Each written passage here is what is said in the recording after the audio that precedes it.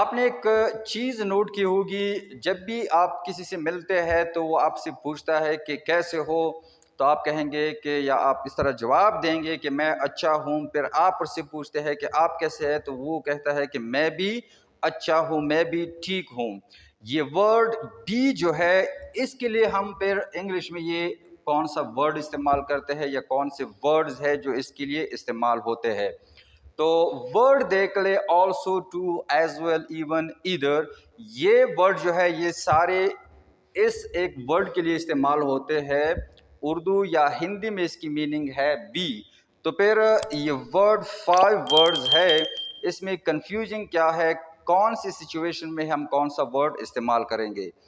तो पहले तो देख ले, ये 3 वर्ड जो है, ऑल्सो, टू, एज वेल, ये तीनों इसकी मानी बी है। इन दोनों की भी है, लेकिन इनका इस्तेमाल और इनका इस्तेमाल इसमें फ़र्क है। ऑल्सो का मतलब है कि अगर मैं कहूँ कि हाउ आर यू, आप कहेंगे आई एम गुड। फिर आप मुझसे पूछेंगे कि हाउ आर यू, मैं कहूँगा कि मैं भी ठीक हूँ।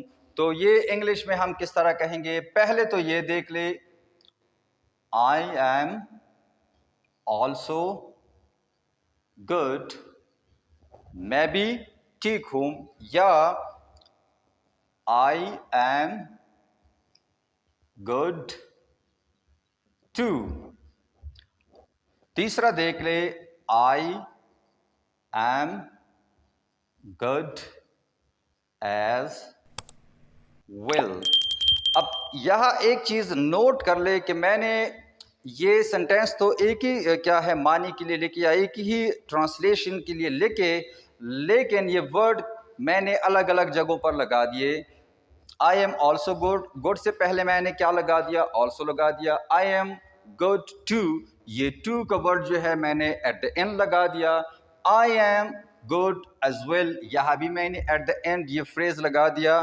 तो ये भी रूल जहन में रखे, ये 3 वर्ड जो है ये हमेशा पॉजिटिव सेंस में इस्तेमाल होंगे। पॉजिटिव का मतलब क्या है, वो जब अब नेगेटिव करेंगे आपको समझ आ जाएगा कि ये पॉजिटिव और नेगेटिव सेंस क्या होता है।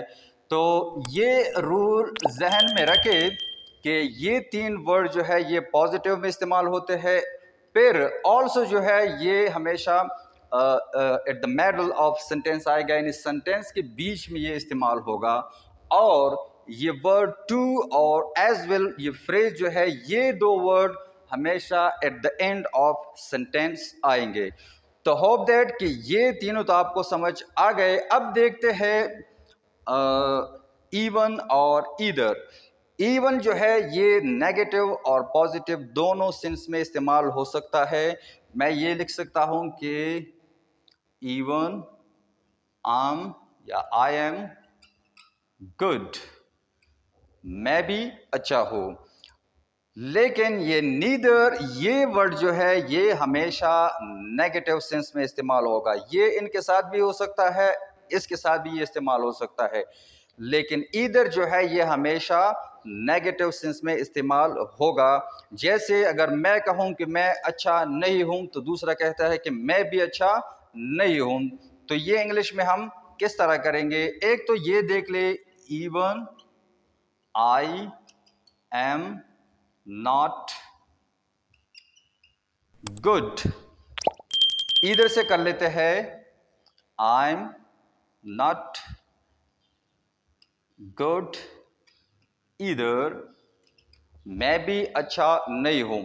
तो होप दैट कि ये 5 वर्ड जो है कंफ्यूजिंग वर्ड्स, इनकी उर्दू हिंदी मीनिंग सेम है, लेकिन इंग्लिश में हम इनके लिए अलग अलग वर्ड और अलग अलग सिचुएशन में इस्तेमाल करते हैं। ये 5 वर्ड्स, ये 3 वर्ड्स जो है ये पॉजिटिव सेंस में इस्तेमाल होंगे, और ये वर्ड जो है इवन, ये पॉजिटिव और नेगेटिव दोनों सेंस में इस्तेमाल होगा, लेकिन स्टार्ट में इस्तेमाल होगा एक सेंटेंस के।